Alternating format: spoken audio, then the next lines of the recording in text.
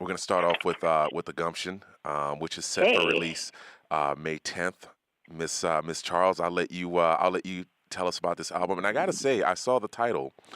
I honestly didn't know what that was. Gumption. I had to look it up, and it means determination, courageous, confident.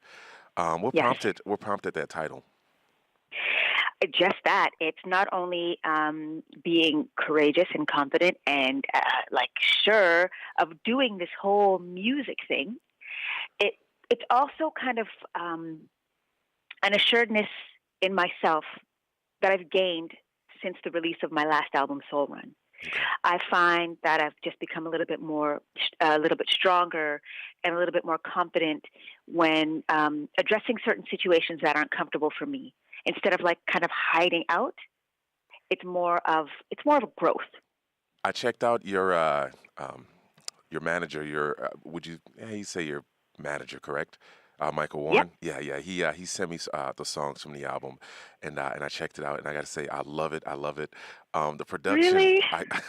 I'm not just saying this to be flattering. I know when people interview you, it's like you like the artist. We tend to go over the top, but I sincerely do love it. The production is Uh, insane. That's one thing I look out for. And then your voice, like you put that on top of it, and that's like a timeless album right there. Honestly, from the Thank bottom of my you. heart, I really do mean it. How long did it take to make this album? Because you can tell like this is like a labor, like a series. This isn't like I'm coming in to work today and we're gonna make this track. But you took your time with this. How long did it take you? A year. A year. Okay. It took a year, and it was actually a kind of a difficult year because I'd been on tour for most of it. So any time that I had in between, catching up on sleep and just trying to recover and get my health right from being, um, you know, from being on the road, those moments where I had time to kind of write and collab and work on music were the times that I got this album done. And trust me, it was really hard. Um, Writing in general for me is a little bit difficult. Um, some people just have that incredible skill where they hear a song and they're just like, "Oh yeah, we'll write about this." For myself, I have to absolutely experience everything. It's it's hard for me to like kind of envision myself or somebody else kind of like. Long story short, I have to experience it in order for me to write it. And I think it's interesting that you say you have to experience it because you look at a lot of big names. I want to say corporate artists. You'll Hmm. have 3, 4, 5 different people on staff writing for them, right?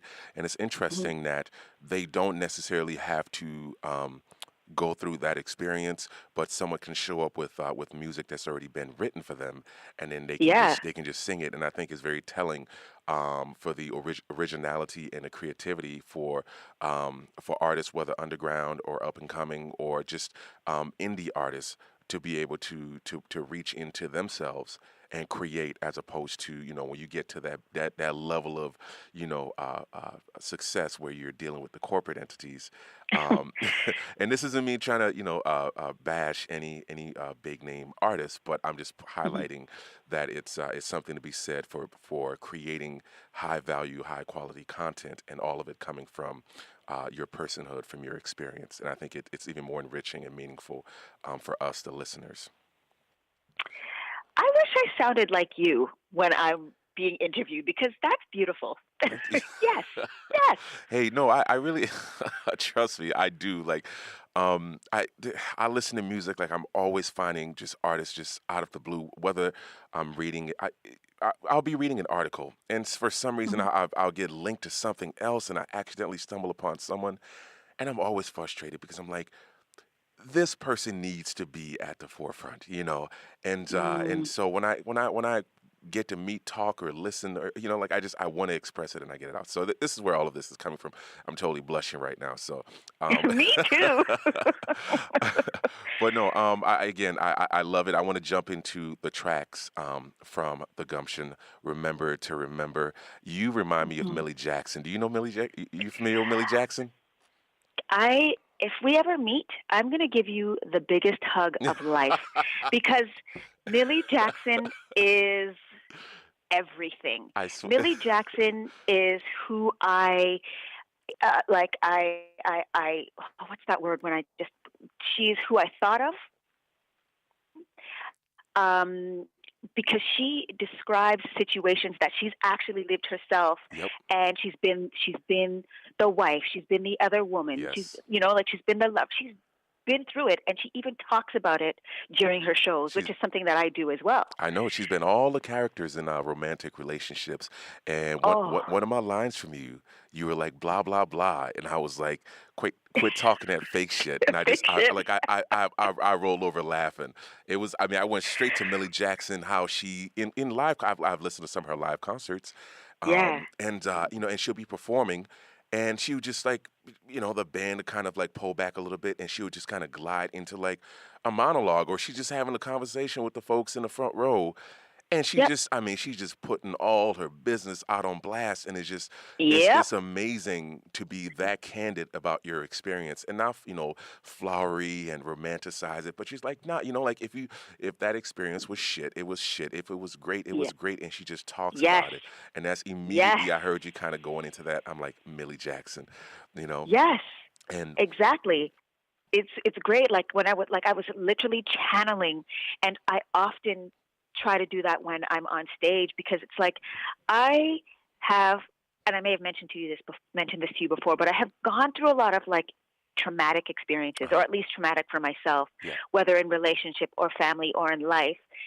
And you know, I talk about it because it's not only therapeutic, but I kind of got to laugh at some of the situations that have been put on and put through and in, and to be able to sing about it and write about it, and then kind of tell people like, this is who I am. I'm not really trying to be this larger than life kind of persona. I just want you to know this is what I write about. I've gone through some shit, and I'm sure you have too. Maybe we could talk about it. You know, and that's where I would come if in and say, where do you have the gumption to do this? Because if you've had enough traumatic experiences, we are expected to just sort of, people, you fall can, back. exactly, you can see it on people's faces when they've went through a lot of tough Hmm. experiences. They don't smile as much. Their body language is not confident, or they're very defensive and so forth. And the interviews I've seen of you is the complete opposite, where you are super engaging, your smiles are genuine, and you're present, right? And that's where the title, the gumption, having that courage to fight through and stay strong, um, through whatever experiences that life throws at you, right? Hmm. You know, I um how do I explain this? I could allow, situations that have happened to me to completely consume my whole being, and I could be this miserable, depressed person with a dark cloud over my head, and just making everybody around me want to stay away from me. But I like people, Yeah. and I want to communicate, and I want to be a happy person, and I generally am, because I've seen things that can really break a person down, and it would want you to just kind of shy away and put a shell around yourself. But I just don't have the energy to be that low, because I have been in like, prior to releasing Soul Run, actually, I was in a very dark place. Like, what am I doing with my life? Why would I choose music as a career? This shit is hard. And, like, what is happening? And I literally was like, God, like, I need a sign, and if you can show me, I promise you I will be committed to you for the rest of my life. I just, I was desperate. And then, you know Soul Run dropped, and it was like my life completely changed. So now I'm kind of living by this power of positive thinking, meditating, um, eating well, working out. I have to maintain kind of this feeling. Not only does it feel good, but I'd rather be happy than just miserable. Yeah. It takes, It's exhausting. and I'm going to get super cliche here, but it takes a lot of energy to be angry, to be down, to be depressed, as opposed Yep. to be in a good space. And, when you're in that negative space, and of course, as you can tell, I'm speaking from experience here too, I have to make Mm. a conscious effort on a daily basis that, whatever may have happened yesterday, I need to focus on the positivity and and get through. And usually it works for me, Right. So I much props and respect to you for promoting that. And I think that's the overall message that you're pushing in your music to folks that. Despite the heartbreak, and I want to add to even like for the heartbreaking songs, for the songs that you're pissed off at, there's still Mm. fun, catchy songs to dance to. Why not? Why not just make it fun? You There's know, like again, let's keep it light. Let's keep it funky. Let's just tell it like it is. But you don't have to. And don't get me wrong. I do enjoy a sad ballad every once in a while. I love it, but it's I'd rather keep it lively and kind of get my point across uh, without being too miserable, I guess. yeah, I'm not. I'm just going to put it all out right now. I'm not the most confident person. Like I struggle with a lot of things, like body issues and feeling confident in my singing and songwriting skills. And um, I was just telling somebody the other day that when I'm offered a compliment, I don't take it very well because I still need to believe that this is what I do. yeah. And again, that's where the gumption comes in. It's like you've got some nerve, girl, to think that you can do this, but you're doing it. Does it feel surreal sometimes? I mean, uh, after you open up for Estelle, right, and you got noticed in Down magazine, and your Hmm. name's getting a buzz out there. Uh, did it creep in still, or if it did, um, was it strong or what? Like how did you respond to that? Because I imagine that you go from like your life doing a 180 from running away from a farm, and we can touch on that farm in a little bit. You escaped farm life. You escaped Hmm. farm life, and you're opening for Estelle, and your name is being talked about. Did you Was the doubt strong? It, I don't think it was a doubt. I feel like maybe the opportunities that arose kind of encouraged me to keep going. And I don't know how to kind of express success, but like just the fact that I can actually live off of what I'm doing is Yeah, successful in itself. yeah, Um, right before every show, right before every interview, right before every TV performance, I often pray, and I'm so grateful for every single opportunity, whether large or small. You know, I find it most shocking when we're out in Europe and venues sell out and people know the lyrics to songs and they can sing along and I can put the mic out and it's just it's very such a catchy. fascinating, oh my gosh, it's just a wonderful feeling. Yeah. And the moments where I feel like I'm not doing music anymore, it's just like, oh no, I remember why I'm doing it because people are enjoying it. Now your style is, very old school soul, how it Hmm. would be described. But I also get a hint of like '90s R&B, and the song I'm going to point to is "Tell Me Something." I kind of picked up on like this TLC vibe, like the way you delivered. I can't remember the exact line, but I heard it, and the way you delivered it or the way you phrased it just kind of remind me of like that late '90s, like sultry Yeah, TLC or like that R&B style back then. Do you remember? Do you get where I'm going with this? I absolutely do.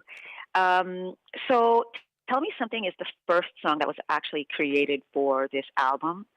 And it was, I had Alabama Shakes in mind for inspiration and reference. I had Krungbin, which is this sick, I like, know love. I love Krung. my God, I love them. Moses Sumney, who is completely a different vibe from those two artists. um D'Angelo is in there. So there was just music that I'd been listening to every single day. And I don't know, I just felt like, okay, maybe I want to go down this vein.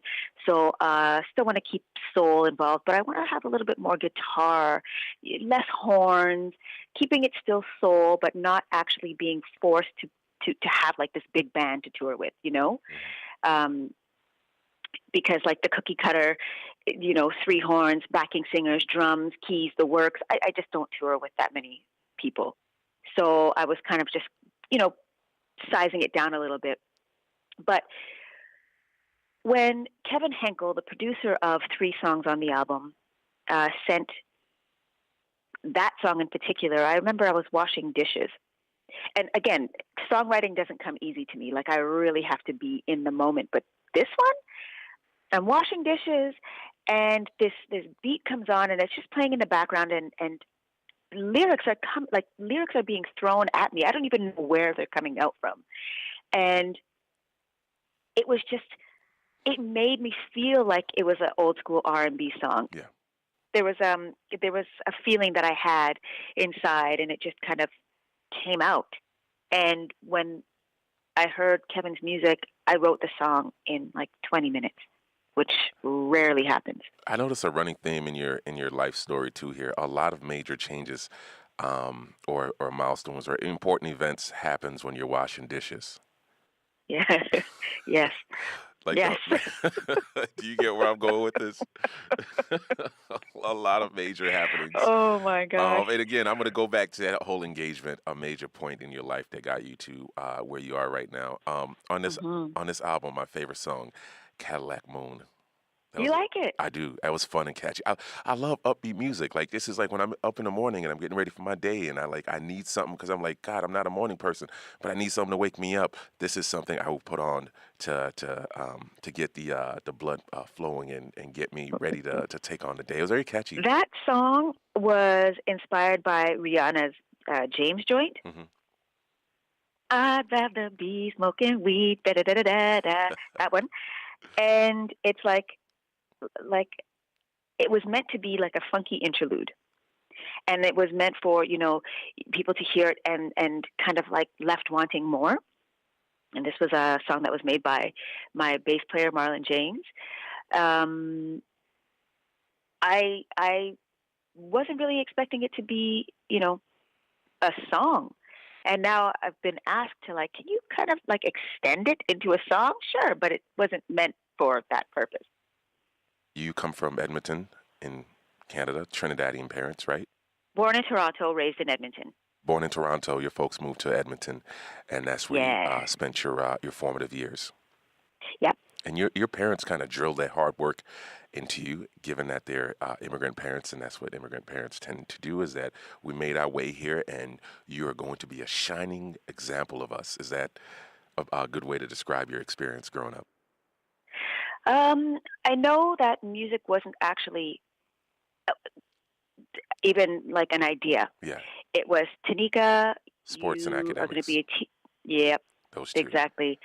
Yep, But with yep. a heavy emphasis on the academics. You are going to be a lawyer. You're going to be a doctor. I want I want when I A have a teacher, is- when I have a something. conversation with the neighbors and my friends, I want with the biggest smile to tell them Yes, my daughter is exactly. she's a neurosurgeon. You know what I mean? Like, and of course I'm coming Yep. from a first generation immigrant experience, so I know that pressure of like you were going to carry on the name, and it's like, oh my God, I didn't realize the whole family's name's on my back, and I got to live up to this, Yeah. tremendous expectation. But yeah, so you excel. You did great in school and sports. I did well in English Hmm. and drama Okay, and gym and everything that wasn't social studies and mathematics. but you also played music while you're in school. You played the trombone, right? I did. Yeah. Uh, and it's so crazy because I loved it. I was able to read music, and now I can't tell you what an E or a major. So I don't know Yeah. what it is. I just hear. And I picked up a trombone recently because I'm like, my dad's like, Tanika, you should really try to get back into playing because you're good at it. And how amazing would it be for you to play a trombone at your show? Like, do something else. So again, my dad has encouraged me to, now that I'm in music, to kind of continue building, even if it's like taking singing lessons, which I still think I need to take, but like pick up an instrument and try to add new things to your show. Hmm. My dad has seen me perform once. I've had a 3-day residency at a place called the Citadel in Edmonton, and he came to visit, or he came to watch the show on the last night, and he loved it. He thought it was great because, of course, I was like, this song's for my dad, and blah blah blah blah blah. And he said, I really like the band, but maybe you should kind of add a little bit more to your set. And so I picked up a trombone again. Have you introduced that into any of your sets yet, or are you just still kind of like getting back into like the swing of things until you feel comfortable enough to bring that on Totally. stage? That's exactly what's happening. Yeah. I want to transition a little bit into you finished up high school, and right out of high school, you fell in love with someone. Oh my God, I fell in love every day. That's what every track Every feels like, but day. every day. Yeah. I wouldn't say just out of high school, but one of the major relationships in my life was I was well out of high school. I was in my early 20s. And this relationship is kind of what prompted the content on Soul Run. And then any and all of the relationships after that just forced me to write the Gumption. Yeah. So, met this guy, early 20s, fell in love. Hey, let's Mhm. get married. He put a ring on it, as Beyonce would say. And he's Yep. like, also, let's go to this farm and we're going to live happily ever after. You're like, yes, that sounds like a fantastic idea. I love you. You love me. Let's do this farm life and have kids and live happily ever after. And you get there and you're like, oh my God, what have I done? Mm, And mm, mm. this starts several attempts to leave that life, but you keep coming back. Yep. And the irony is, the last time that you finally leave, you get all your items in. Was it his truck? Yeah.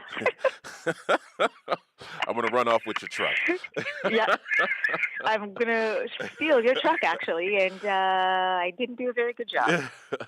Crap! Yeah. I don't know how to drive a stick shift. I And you don't had know a how to drive a damn stick shift. and you had. I mean, that in itself is a song right there, or a book, an autobiography. Is Yeah, I don't know how you would title it, but that's an autobiography in itself. Um, um, Ugh. and so you call your relative, your brother, to come and pick you up. Yeah. But before what prompted that attempt to get out finally, you were watching MTV. I forgot, we've talked about this before, but I forgot which Mhm. program you were watching, and you just said to yourself, "I have to meet this individual, and I have to pursue music." Yeah. So I was watching The Diary of, and the group at the time was Bedouin Soundclash. And I was just so completely involved in this TV show, and I was making dinner and I was burning everything because I couldn't take my eyes off this TV. And while I'm, you know, sitting there, I was like, I don't know how I'm going to work with these guys, but I absolutely need to. And I can't believe how important it is for me to somehow connect with them. I just loved the sound. I loved their performances, and it was just, I don't know, it was like I was frozen with interest.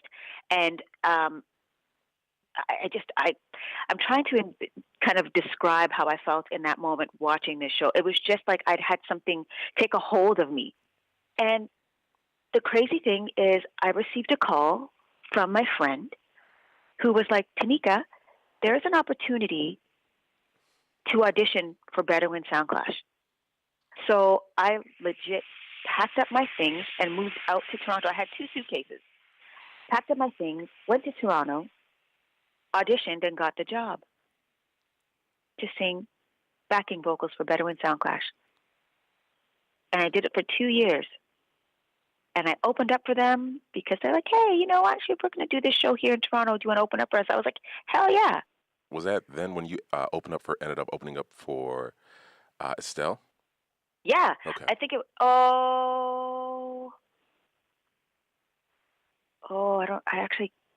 I don't actually know if it was Oh, before or after. did you? I think it was after. Okay. Did you ever like get to have like a one-on-one with Estelle, or no? No, I've No. opened up for Estelle, Macy Gray, Mayor Wow. Hawthorne. What's Macy Gray Um, like? she was really nice. I didn't really talk to her very much, but Okay. All right. she was lovely. Yeah. Seems She like said it. hi, and yeah. Um, gosh, I can't even. There's just a few people that I'd opened up for, and you don't really get a chance to talk to them because they're kind of doing their own thing and they're in their own world, and Yeah. you And don't want to disturb them either. yeah, I can imagine if you got 10 things on your list to do today, perform here, interview here, signing, like I imagine like, anyone coming in, because you formed like a energy around yourself. Like this is how, my routine goes throughout my week, throughout the day. And then when someone comes in and they're, taking so much time and energy, for me, that can Yeah. kind of throw you off. So I can definitely understand where, and plus everyone wants to meet you too. So that can get exhausting Yeah. as well. I mean, I know where my head's at when I'm about to jump on stage, or even during sound check. We opened up for Hiatus Coyote, which is this amazing They're from Australia, band. right? Yep. Yeah, I know what you're talking about. And yeah, Yeah, we have and like really similar tasting music here. This is I I this know interview was it's meant to happen. great. It's great. Yeah. So I am obsessed with her, you know, and I ran into her backstage, and I knew she was busy, and I was just like, I am so pleased, and I'm so honored to open up for you.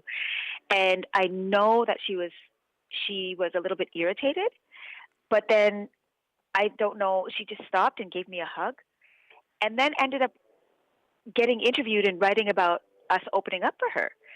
So it's just like the headspace that you're in before you get on stage is like you can either deal with just the people around you or you want to be by yourself. So you opened up. I mean, not opened up, but you've done. You did the background singing, and or backup singing, and eventually, after 2 years, a friend of yours or some friends encouraged you to, hey, you're pretty good at this. Why don't you kind of branch off and do your own thing? And that's when you Yep, dropped that EP in 2010 called What. You had no idea exactly. no clue what you're gonna title it, and I love that creativity where you're just like, we're just gonna call it What. 3 times. Yeah, But it yes. works. It Thank works. you. Yep. Um, Yep. and that was an experimental album, just a collection of beats for you, right? Where you just like, hey, I'm gonna sift through some different producers and find what I like, and then write to Hmm. it. Whereas some people write and then find the hook, or some people listen to the beat, and then like, how does that work for you? For me, I have to hear I'm a beat junkie. Okay, I have to hear the beat first, and then from there, I will think of a harmony or a melody, and then the the story writing process will the happen. story comes last. Yes, I always have to hear the music first, and then, yes, you're right. The story comes last. Okay, and then so after that Hmm. EP, you did some work in between that and then dropping Soul Run. Yes, that EP, and then 5 long ass years passed, and then Soul Run. Why Yeah. why 5 years? Why were you just working on singles with people? Were you taking time to focus on other things in your life? Because I know sometimes like artists would take like, a couple of years off, for whatever reason. I'm just curious, why 5 years for you? Okay, so I'm gonna tell you a story that I'm gonna try to be positive about it. Yeah. What happened in that 5 years is I was with a label, and I won't tell you the name of the label because You I don't do want not connect with that person anymore. yeah. And this the manager slash owner of the label was he was kind of like before he was the first one to kind of take interest in me from jump. So you know, prior to doing my own thing, I drank a lot, Hmm.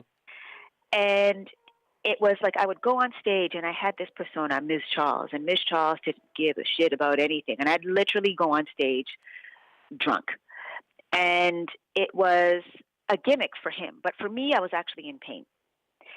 So he'd kind of taken control over what I thought my vision should be, and he's like, "We're going to do Tanika Charles and this kind of rockabilly, you know, Miss Charles is this stone cold woman, and I would have, my merchandise would be um, martini shakers and just some nonsense. Yeah. At the time, I thought it was great because I was like, "Oh, I have a label. This is great. Let's do this."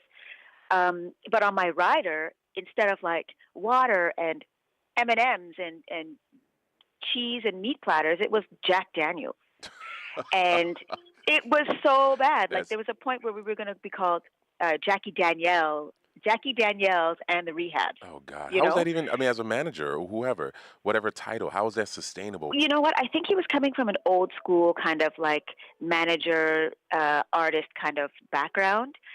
So he was just trying to make sure we made money, and this kind of Ms. Charles is a mean bitch kind of thing. Don't mess with her. He loved it, and don't get me wrong, I was getting some pretty good shows out of it, but I didn't want to be that person for very long because not only was it making me ill, it was not. I wasn't really motivated. I wanted to be healthy. I wanted to be happy, and so during that 5 years, he wanted me to work with different artists that I knew nothing about, like Morrissey, for instance. Sure, we could have been a great team, but I don't listen to Morrissey. I know one song, and that's as far as it goes. He, suggested that I do he had these really grand ideas that I don't think I was actually ready for at the time. And so he said, okay, well, how about you come up with an artist that you want to work with, and then as the label, we'll make sure we accommodate you. So when I suggested I want to work with this producer on Soul Run, which was Slack of the Beat Child, there was like this whole back and forth, like we talked about the money, we discussed what we were going to do, but I wasn't hearing from my label. Like they were just kind of dilly dallying. So finally, when Flacca decided, like, let's just you and I work on a project on our own. Let's fill out a grant. If you get a grant, I don't know if they have this in the U.S. Like we have government funding for music and artists. Oh yeah, we have a lot of it here. You do, right? Yeah, yeah. Okay, and it's like a blessing because this is what I use to not only run my business, but it allows me to tour with my full band. So he and I created this album, and he has his own life happening. So he's got a restaurant that he's opening, sorry, a cafe. He has a full family, and I'm trying to find money to like at least give him so we can create something. It was supposed to be another EP, and then it ended up being an album. So without, it took 5 years because I was dealing with, this label who was trying to have control over what they wanted me to do, but I was trying to clean up my life, and there was a vision that I'd had for myself. And then the producer that I wanted to work with also had his own life. So we had to just kind of make it work. And yeah, that's why it took so long. Okay. I had to add other producers into it because I'm like, we gotta get this done. Like, I don't want to wait another year to complete this album because I'm getting tired of it. Yeah. Yeah, 5 years Yeah, is some serious commitment, but we got Soul Run, yeah. and that was released in Canada initially, and then people started to Hmm. take to it, and it got received really well, and you guys published it internationally, right? Is that how that worked out? Yes, so we released it independently in 2016. I did like a pledge music campaign and received some money, and it helped with some of the costs. And did a mini Canadian tour and did some shows locally, and it was great. And I didn't think anything of it. It received a Juno nomination and a Polaris Prize nomination, and it was a lot of fun. Yeah. And then I just thought, okay, well, I guess maybe I'll work on another album. I don't know. And then Record Kicks, my Italian label, sent me. I received an email from Nick, who is the owner manager, and he's like, you know what? This is a really, really good album, and I think that we can do something with it internationally. And of course, you hear, or at least I've heard my peers saying, you be independent, don't let anybody, you know, own your music and this and that. And I was like, you know what? I wasn't actually expecting anything to happen with the album. So yeah, here you go, you know.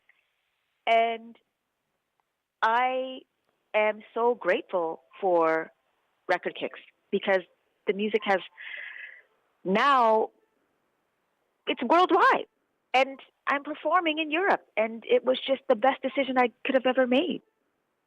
I want you to close out our conversation with going into the gumption and what people can expect from this album and how people can connect with you. You know, first I'd like to say that I've been blessed to work with some of the most talented people on this album. I mean, all of my friends came together to get this done with the short amount of time that we had. A year is like a blink of an eye if you think about it. Um, and I don't know. I guess you can. It's like a predominantly guitar-driven mid-tempo soul, and there's a handful of dancey, friendly tunes and some psychedelic leanings. And I just hope that people listen and enjoy and relate and comment and hit me up and send me messages because I like people. Like, just if you love it, make some noise, and if you don't love it, make some noise. So Hmm. go to tanikacharles.com. Yeah, and that will lead you to Bandcamp and Spotify and Apple, all that good stuff.